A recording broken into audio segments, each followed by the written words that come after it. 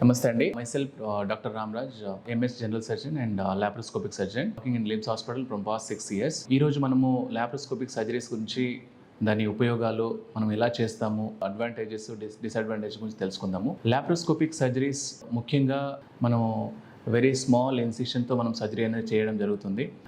ఎలా అంటే మనకు 3 పోర్ట్స్ మనం ఇన్సర్ట్ చేసుకొని దాని ద్వారా అబ్డమెన్ మొత్తం విజువలైజ్ చేసుకొని చిన్న CO2 ఎయిర్ అనేది ఇన్సఫ్లేట్ చేసుకొని మనము సర్జరీని చేయడం అనేది జరుగుతుంది. దీని ద్వారా మనకి ఏంటంటే అబ్డమెన్ క్యావిటీలో అంటే పొట్టలో ఉండే అన్ని అవయవాలు మనము ఈజీగా చూసుకోవడం జరుగుతుంది. ఏ సర్జరీ అయినా మనకు ఈ లాప్రోస్కోపిక్ ద్వారా తెలుస్తూ ఉంటుంది. సో లాప్రోస్కోపిక్ సర్జరీ చేయడం వల్ల అడ్వాంటేజెస్ చాలా ఎక్కువగానే ఉన్నాయి. ముఖ్యంగా ఈ స్మాల్ ఇన్సిషన్ ద్వారా మనం చేస్తాము. ఈజీ రికవరీ ఉంటుంది, పేషెంట్ తొందరగా రికవర్ అవుతారు. ఇన్ఫెక్షన్ రేట్ కూడా తగ్గుతుంది. స్కార్ కూడా స్మాల్ స్కార్లో ఉంటుంది. తర్వాత పేషెంట్ ఎప్పుడైనా తన వర్క్ కూడా తొందరగా చేసుకోవడానికి ఈజీ అప్రోచ్మెంట్ అనేది జరుగుతూ ఉంటుంది.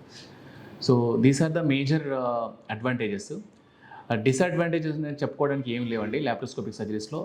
వెరీ స్మాల్ డిసడ్వాంటేజెస్ ముఖ్యంగా ఏంటంటే ప్రతి సర్జరీలో ఉన్నట్టుగానే లాప్రోస్కోపిక్ సర్జరీలో కూడా ట్రోకార్ ఇన్సర్ట్ చేసేటప్పుడు కానీ, ఆ పోర్ట్ ఇన్సర్ట్ చేసేటప్పుడు కానీ ఇంజరీ అయ్యే అవకాశం ఉంటాయి.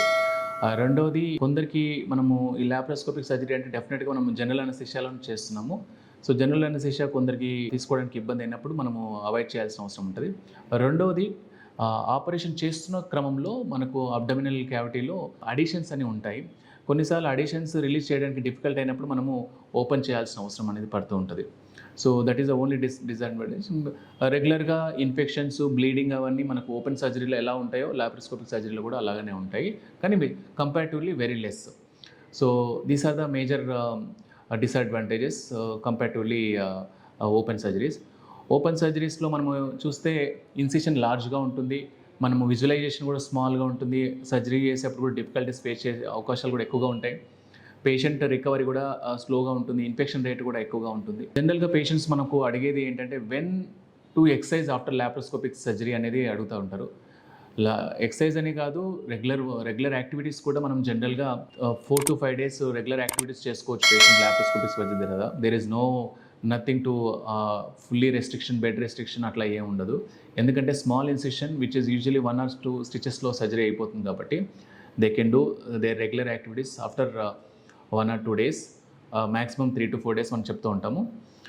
These are the major things. Laparoscopic surgery ఈ మధ్య కాలంలో ప్రతి ఒక్కరు కూడా మనము అపెండిసెక్టమీ కానీ, తర్వాత కోలిసిస్టెక్టమీ కానీ, తర్వాత హిస్టెక్టమీస్ కానీ, తర్వాత అబ్డమినల్ ఈవెన్ పర్ఫరేషన్స్ కూడా మనము మన లిమ్స్ హాస్పిటల్లో లాప్రోస్కోపిక్ సర్జరీస్ చేస్తూ ఉన్నాము.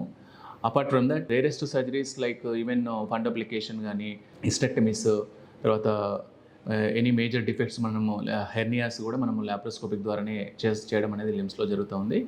సో యూజువల్గా లాప్రోస్కోపిక్ జనరల్ పేషెంట్స్ అనుకుంటారు లాప్రోస్కోపిక్ అంటే మిషన్ ద్వారా చేస్తారు. Comparatively open surgeries, laparoscopic surgeries almost equal అవుతుంది నవడేస్. ప్రైజెస్ విషయంలో కూడా చాలా తక్కువనే ఉంటుంది. యూజువల్లీ ఓపెన్ సర్జరీస్ అంటే మనకు హాస్పిటల్ స్టే ఎక్కువ ఉండాల్సి వస్తుంది, తర్వాత మెడికేషన్ కూడా ఎక్కువ ఇంజెక్టబుల్స్ ఇవ్వాల్సి వస్తుంది. ఇవన్నీ కంపారిటివ్లీ చేస్తే లాప్రోస్కోపిక్ సర్జరీలో మనము 1 or 2 daysలో డిశ్చార్జ్ చేస్తూ ఉంటాం. For hysterectomies, appendicectomies and cholecystectomies and other bowel injuries, bowel adhesions కానీ ఇవన్నీ రిలీజ్ చేయడానికి, ఈవెన్ పర్ఫరేషన్స్ కూడా మనం దాంట్లోనే చేస్తాం కాబట్టి చాలా బెనిఫిట్ ఉంటుందని చెప్పి నేను కోరుకుంటున్నాను. Thank you for listening. Thank you. ఈ వీడియో కనుక మీకు నచ్చినట్లయితే లైక్ చేసి, షేర్ చేసి, కామెంట్ చేయండి. మా ఛానల్ని సబ్స్క్రైబ్ చేయడం మాత్రం మర్చిపోకండి. Thanks for watching.